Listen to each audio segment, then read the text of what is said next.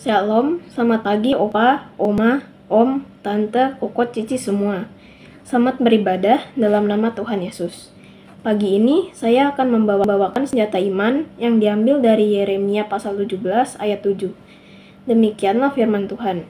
Diberkatilah orang yang mengandalkan Tuhan, yang menaruh harapannya pada Tuhan.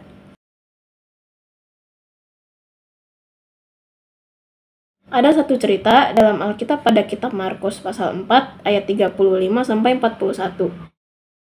Pada hari itu, waktu hari sudah petang, Yesus berkata kepada mereka, "Marilah kita bertolak ke seberang." Mereka meninggalkan orang banyak itu, lalu bertolak, dan membawa Yesus beserta dengan mereka dalam perahu di mana Yesus telah duduk, dan perahu-perahu lain juga menyertai dia. Lalu mengamuklah taufan yang sangat dahsyat, dan ombak menyembur masuk ke dalam perahu, sehingga perahu itu mulai penuh dengan air. Pada waktu itu, Yesus sedang tidur di buritan di sebuah tilam. Maka murid-muridnya membangunkan dia dan berkata kepadanya, "Guru, kau tidak peduli kalau kita binasa?" Ia pun bangun, menghardik angin itu, dan berkata kepada danau, "Ya, kenapa?"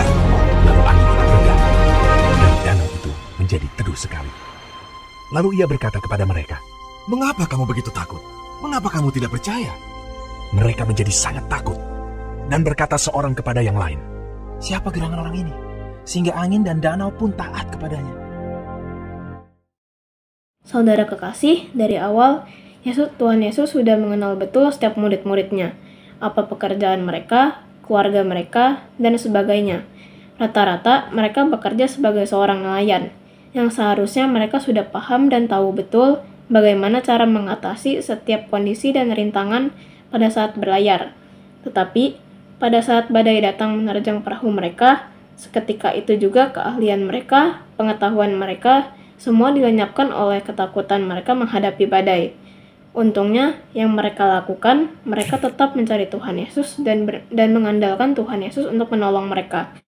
Perahu itu ibarat hidup kita, dan danau itu adalah dunia yang kita hidupi sekarang ini.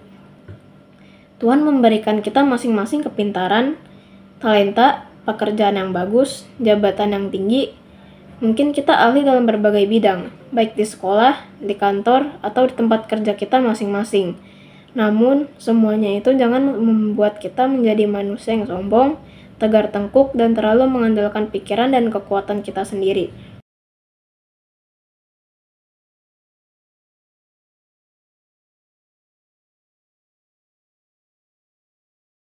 Untuk sampai pada satu tujuan, yaitu hidup kekal bersama dengan Tuhan Yesus di surga, akan ada banyak sekali rintangan dan cobaan yang bisa saja membuat kita jatuh dan menderita. Kita butuh Tuhan Yesus. Tanpa Tuhan, kita tidak bisa sampai ke sana. Tetap andalkan Tuhan Yesus yang memberi pengharapan dan berkat, karena saat kita mengandalkan Tuhan dan berserah, saat itulah berkat-Nya tercurah atas kita, sehingga kita beroleh selamat dan hidup.